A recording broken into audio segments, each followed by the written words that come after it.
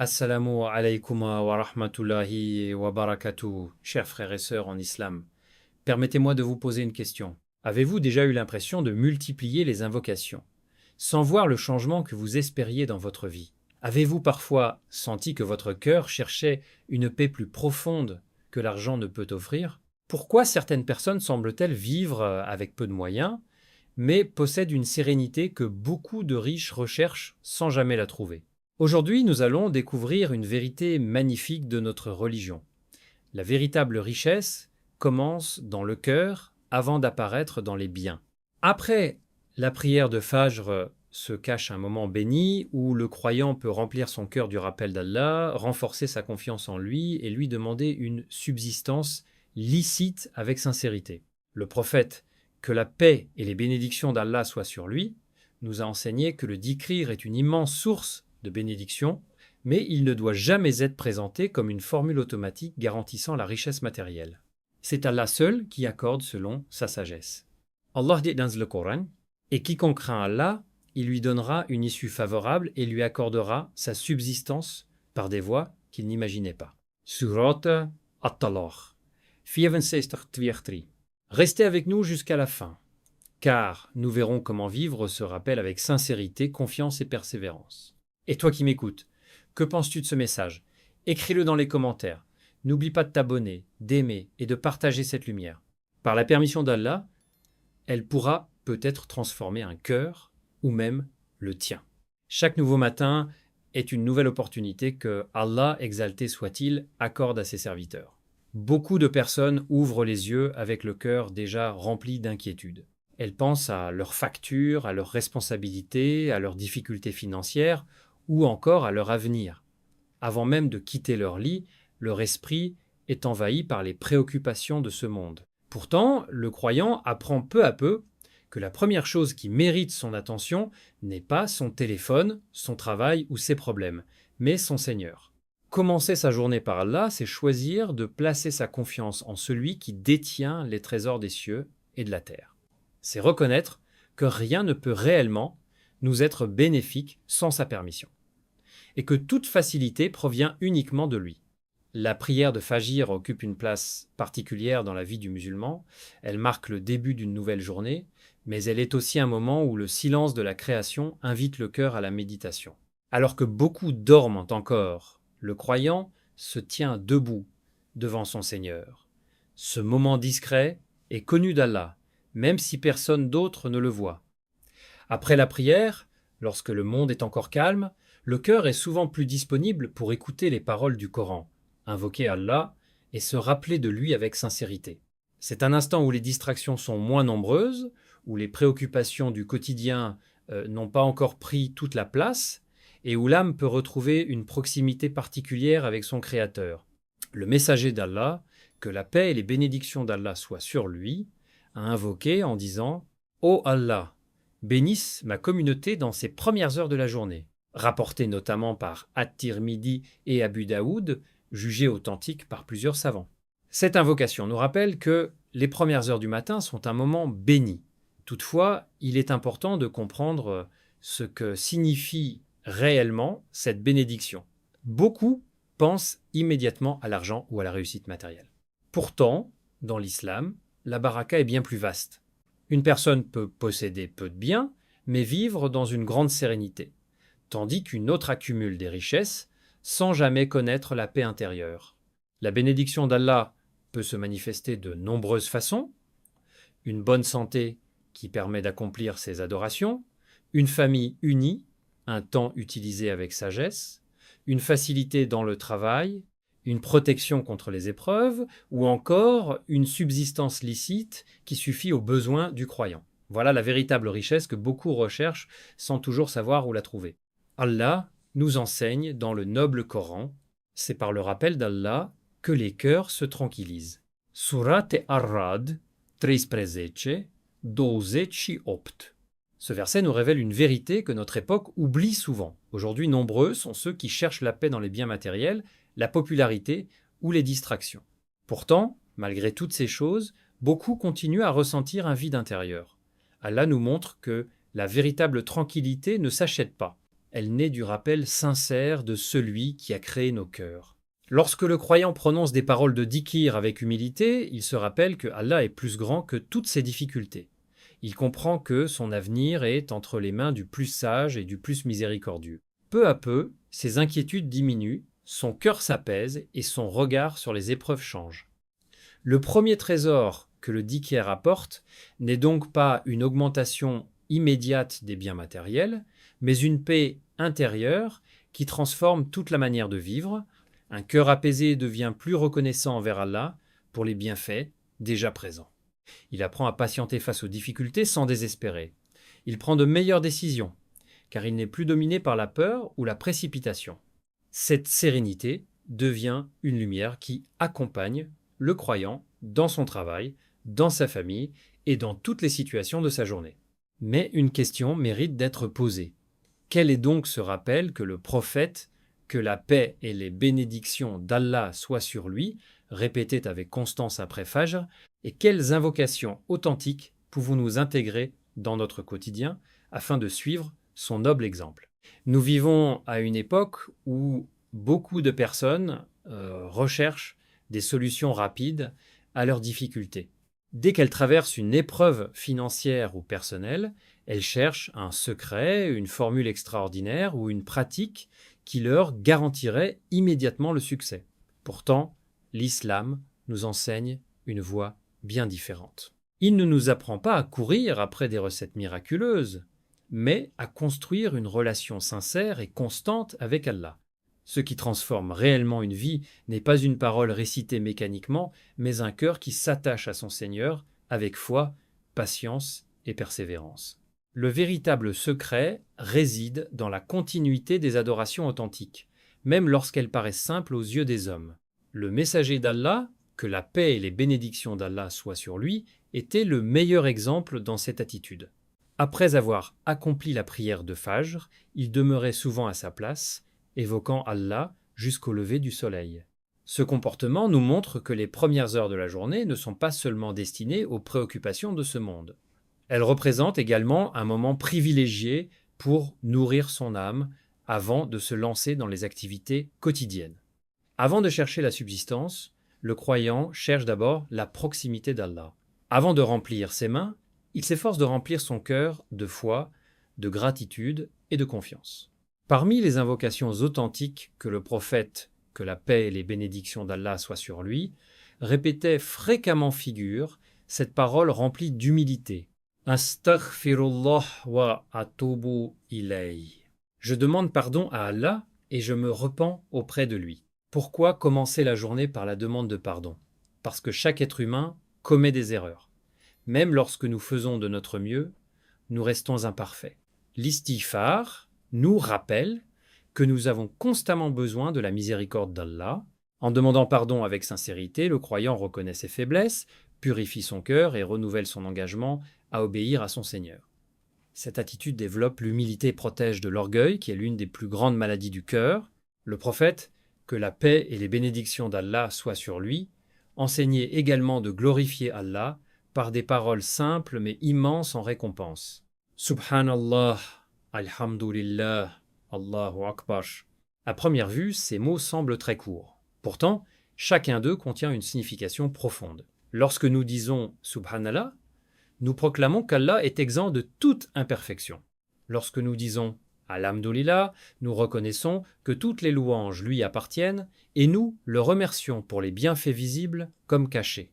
Enfin, lorsque nous disons Allahu Akbar, nous affirmons que Allah est plus grand que toutes nos peurs, nos soucis, nos ambitions et nos difficultés. Plus ces paroles pénètrent le cœur, plus elles changent notre manière de regarder la vie. Le messager d'Allah, que la paix et les bénédictions d'Allah soient sur lui, a également dit « Les deux paroles les plus légères sur la langue, les plus lourdes dans la balance et les plus aimées du tout miséricordieux sont « Subhanallahi wa bihamdi, Subhanallahil azim » rapporté par Al-Bukhari et Muslim. Ce hadith nous enseigne une vérité extraordinaire. Dans notre quotidien, nous accordons souvent beaucoup de valeur aux œuvres qui demandent de grands efforts visibles. Pourtant, certaines paroles très courtes peuvent avoir un poids immense auprès d'Allah lorsqu'elles sont prononcées avec sincérité. Cela montre que la valeur d'une œuvre ne dépend pas toujours de sa durée ou de sa difficulté, mais de la foi qui l'accompagne. Lorsque le croyant fait de ces rappels une habitude quotidienne, quelque chose change progressivement en lui. Son cœur devient moins attaché aux biens matériels et davantage tourné vers celui qui les accorde. Il cesse de croire que son bonheur dépend uniquement de son salaire, de son commerce ou de ses possessions. Il comprend que la véritable source de toute subsistance est Allah. Cette certitude nourrit la confiance, diminue l'anxiété et renforce la patience face aux épreuves. Le dhikr devient alors une nourriture pour l'âme, tout comme la nourriture est indispensable au corps. Cependant, il est essentiel de rappeler une chose. Ces invocations ne sont pas des formules magiques destinées à garantir automatiquement une richesse matérielle. Leur premier objectif est de rapprocher le serviteur de son Seigneur, de purifier son cœur et de renforcer sa foi. Les bénédictions qu'Allah accorde ensuite prennent des formes multiples selon sa sagesse parfaite. Pour certains, elles se manifesteront par une subsistance plus abondante, pour d'autres, par une santé préservée, une famille paisible, une sérénité intérieure ou une protection contre des épreuves invisibles. Allah sait parfaitement ce qui est le meilleur pour chacun de ses serviteurs. Une question demeure pourtant. Si ces paroles sont si précieuses et si lourdes dans la balance des bonnes œuvres, pourquoi arrive-t-il que certaines personnes les récitent chaque jour sans ressentir de véritables transformations dans leur vie ou dans leur cœur? L'une des plus belles leçons que nous enseigne l'islam est que les actes ne sont pas seulement jugés par leur apparence, mais avant tout par l'intention qui les accompagne. Il est possible que deux personnes récitent exactement les mêmes invocations, prononcent les mêmes paroles et accomplissent les mêmes adorations, mais que leur récompense auprès d'Allah soit très différente. Pourquoi? Parce que Allah ne regarde pas uniquement ce que nos lèvres prononcent. Il regarde également ce que renferme notre cœur. Le dhikr n'est donc pas une formule magique destinée à produire automatiquement des résultats matériels. Il est un acte d'adoration profond qui demande une foi sincère, une confiance totale en Allah et une présence du cœur. Plus le cœur est vivant, plus le rappel d'Allah illumine la vie du croyant. Allah, le Très-Haut, nous adresse cette magnifique promesse dans le noble Coran. « Invoquez-moi, je vous répondrai » Sourate Ghafir 40 contre 60. Ce verset remplit le croyant d'espérance. Il nous rappelle que Allah entend chacune de nos invocations, même celles que nous prononçons dans le silence de la nuit ou dans les larmes que personne ne voit. Il n'existe aucune distance entre le serviteur sincère et son Seigneur lorsqu'il l'invoque avec humilité. Cependant, il est essentiel de comprendre cette promesse selon les enseignements du Coran et de la Sunna. Répondre à une invocation ne signifie pas toujours que nous recevrons exactement ce que nous demandons au moment où nous le souhaitons. La sagesse d'Allah est parfaite alors que notre connaissance est limitée. Le prophète, que la paix et les bénédictions d'Allah soient sur lui, nous a enseigné qu'aucune invocation sincère d'un musulman n'est perdue tant qu'elle ne comporte ni péché ni rupture des liens de parenté. Allah peut répondre de différentes manières. Il peut accorder immédiatement ce que son serviteur demande, repousser cette faveur jusqu'au moment le plus bénéfique, ou encore détourner de lui un mal qu'il ne soupçonnait même pas. Dans certains cas, il réserve la récompense de cette invocation pour le jour de la résurrection, où le croyant découvrira des trésors bien plus précieux que tout ce qu'il espérait ici-bas. Cette compréhension protège le musulman du découragement et lui apprend à placer sa confiance dans la sagesse infinie de son Seigneur. Pourtant, beaucoup de personnes s'interrogent: pourquoi mes invocations semblent-elles ne pas être exaucées? Pourquoi est-ce que je fais du dhikr chaque jour sans voir de changement dans ma situation? Cette question mérite une réflexion sincère. Il arrive parfois que nos langues répètent les paroles du dhikr tandis que nos pensées sont entièrement absorbées par les préoccupations du monde. Nous récitons rapidement, presque par habitude, sans méditer sur le sens des paroles que nous prononçons. Nos lèvres bougent, mais notre cœur reste distrait. Or, le rappel d'Allah n'a jamais été conçu pour devenir une simple routine mécanique. Il est une rencontre entre le serviteur et son Créateur. Le croyant sincère cherche donc à être présent avec son cœur lorsqu'il invoque Allah. Lorsqu'il dit Astaghfirullah, il ressent réellement le besoin du pardon divin. Lorsqu'il dit « Alhamdulillah », il pense aux innombrables bienfaits que Allah lui accorde chaque jour, même ceux qu'il oublie souvent. La vue, la santé, la respiration, la foi, la sécurité ou encore la possibilité de se lever pour accomplir la prière de Fajr. Et lorsqu'il prononce Allahu Akbar, il rappelle à son âme que Allah est infiniment plus grand que toutes les difficultés qui semblent parfois insurmontables. La sincérité se manifeste également dans la patience. Beaucoup souhaitent des réponses immédiates. Si les difficultés persistent pendant quelques semaines ou quelques mois, certains commencent à perdre espoir. Pourtant, la foi véritable consiste à continuer d'invoquer Allah, même lorsque les portes semblent fermées. Le croyant sait que son Seigneur ne l'abandonne jamais. Chaque invocation est entendue. Chaque larme est connue d'Allah.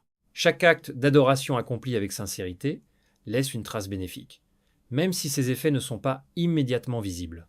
Cette attitude transforme profondément la relation entre le serviteur et son créateur. Au lieu d'adorer Allah uniquement pour obtenir quelque chose de matériel, le croyant apprend à l'adorer parce qu'il est digne de toute adoration.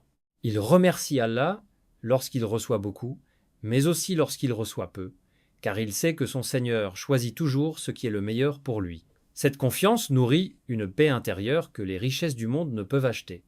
En réalité, la véritable richesse ne se mesure pas uniquement à ce que l'on possède dans son portefeuille ou sur son compte bancaire, elle commence par un cœur satisfait, reconnaissant et rempli de confiance envers Allah. C'est précisément cette richesse intérieure que le messager d'Allah, que la paix et les bénédictions d'Allah soient sur lui, nous invite à rechercher avant toute autre chose. Lorsque nous parlons de richesse, notre esprit se dirige presque automatiquement vers l'argent, les maisons, les voitures ou les comptes bancaires. La société nous pousse souvent à croire que plus une personne possède de biens, plus elle est heureuse et accomplie. Pourtant, l'islam nous invite à regarder au-delà des apparences. Il nous enseigne que la véritable richesse ne se mesure pas uniquement par ce que les yeux voient, mais surtout par ce que le cœur ressent. Une personne peut disposer de grandes ressources matérielles tout en vivant dans une inquiétude permanente, incapable de trouver le repos. À l'inverse, une autre peut avoir des moyens modestes, mais vivre avec une sérénité, une gratitude et une confiance qui valent bien plus que toutes les richesses de ce monde. Voilà pourquoi le croyant apprend à demander à Allah non seulement une subsistance licite, mais aussi un cœur satisfait. Le messager d'Allah, que la paix et les bénédictions d'Allah soient sur lui, nous a laissé une parole d'une profondeur exceptionnelle. La richesse ne consiste pas dans l'abondance des biens, mais la véritable richesse est la richesse de l'âme, rapporté par Al-Bukhari et Muslim. Ce hadith renverse complètement notre manière de comprendre le succès. Dans notre époque, beaucoup de personnes pensent qu'elles seront enfin heureuses lorsqu'elles gagneront davantage d'argent, obtiendront une meilleure situation ou posséderont plus que les autres. Pourtant, si le cœur reste prisonnier de la jalousie, de l'insatisfaction ou de l'avidité, aucune richesse ne pourra réellement combler ce vide. Celui qui ne sait pas apprécier ce qu'il possède aujourd'hui trouvera toujours une raison de se plaindre demain. En revanche, celui dont le cœur est rempli de gratitude découvre une richesse intérieure qui ne dépend pas des circonstances extérieures. Lorsque le croyant commence sa journée par la prière de Fajr, puis consacre un moment au Coran, au dhikr, à l'istighfar et aux invocations authentiques, quelque chose change progressivement en lui. Ce changement n'est pas toujours spectaculaire ou immédiat, mais il est profond. Le rappel d'Allah purifie son cœur des préoccupations excessives pour ce monde et lui rappelle que son véritable objectif est d'obtenir l'agrément de son Seigneur. Peu à peu, il cesse de comparer constamment sa vie à celle des autres. Il apprend à reconnaître les nombreuses faveurs qu'Allah lui accorde chaque jour, même celles qui paraissent ordinaires, la santé, la foi, la sécurité, une famille, des amis sincères ou encore la possibilité de gagner une subsistance licite. Allah, exalté soit-il, nous promet dans le noble Coran « Si vous êtes reconnaissant, j'augmenterai certainement mes bienfaits envers vous ». Sourate Ibrahim 14-7. Ce verset est une immense source d'espérance. Il nous enseigne que la gratitude n'est pas seulement une belle qualité morale, elle est aussi une cause de bénédiction. Cependant, Cette augmentation ne se limite pas nécessairement à une multiplication des biens matériels.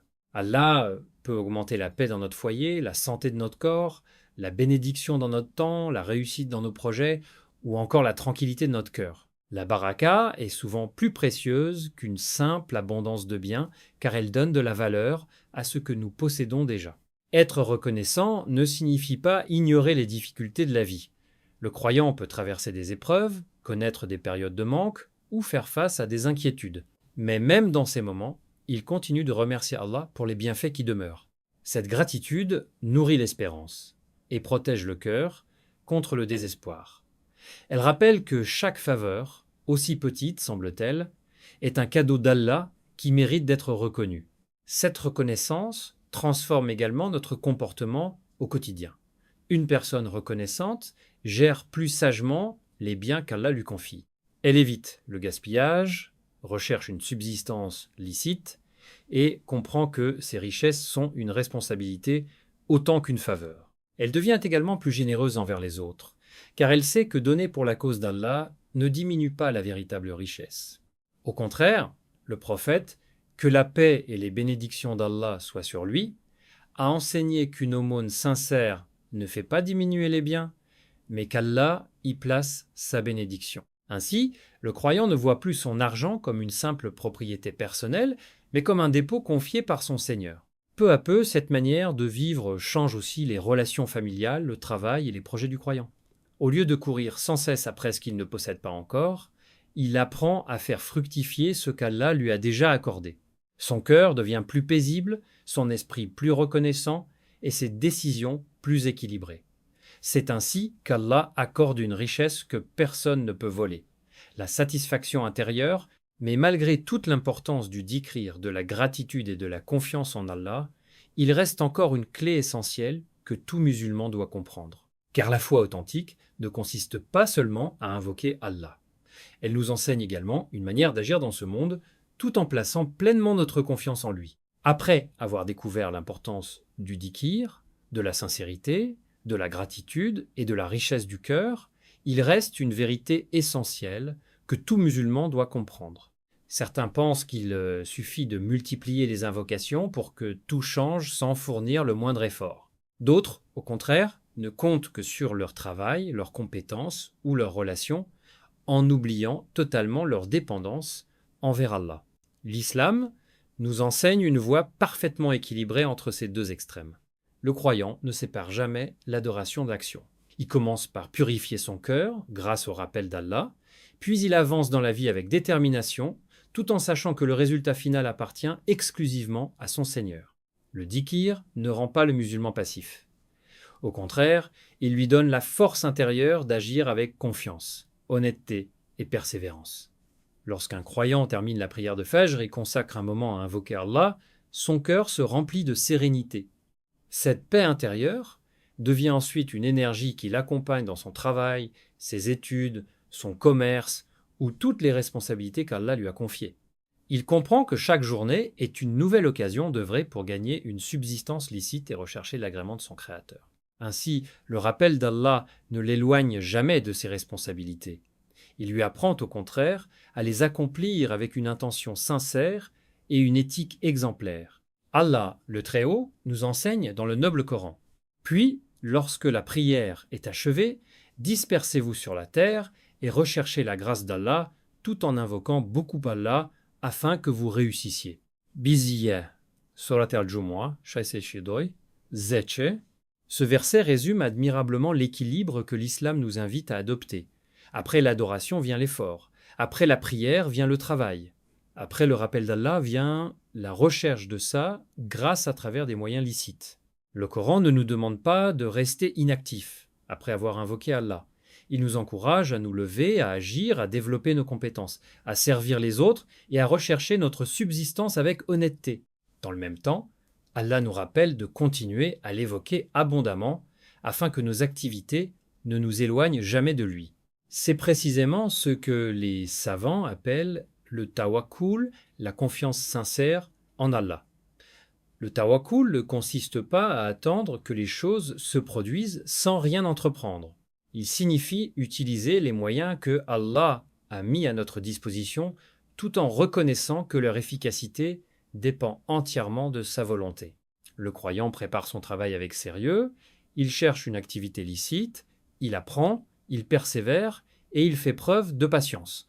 Mais son cœur ne s'attache jamais uniquement à ses efforts. Il sait que la réussite véritable est un don d'Allah. Cette certitude le protège de l'orgueil lorsqu'il réussit et du désespoir lorsqu'il rencontre des difficultés. Le prophète, que la paix et les bénédictions d'Allah soient sur lui, nous a donné un exemple magnifique à travers cette parole authentique. Si vous placiez votre confiance en Allah comme il le mérite, il vous accorderait votre subsistance comme il accorde celle des oiseaux, ils partent le matin, le ventre vide, et reviennent rassasiés le soir. Rapporté par At-Tirmidhi. Ce hadith contient une leçon d'une immense sagesse. Les oiseaux ne restent pas dans leur nid à attendre que leur nourriture tombe du ciel. Dès les premières heures du matin, ils quittent leur refuge, parcourent de longues distances, cherchent leur nourriture avec persévérance, puis reviennent rassasiés par la permission d'Allah. Le prophète, que la paix et les bénédictions d'Allah soient sur lui, attire ainsi notre attention sur un détail essentiel. Les oiseaux font les causes, mais c'est Allah qui leur accorde la subsistance. Leur exemple nous apprend que la confiance en Allah ne supprime jamais l'effort. Elle lui donne son véritable sens. Dans notre quotidien, cette leçon est précieuse. Le commerçant ouvre son magasin en invoquant Allah, mais il accueille ses clients avec honnêteté. L'étudiant demande la réussite à son Seigneur, mais il révise avec sérieux.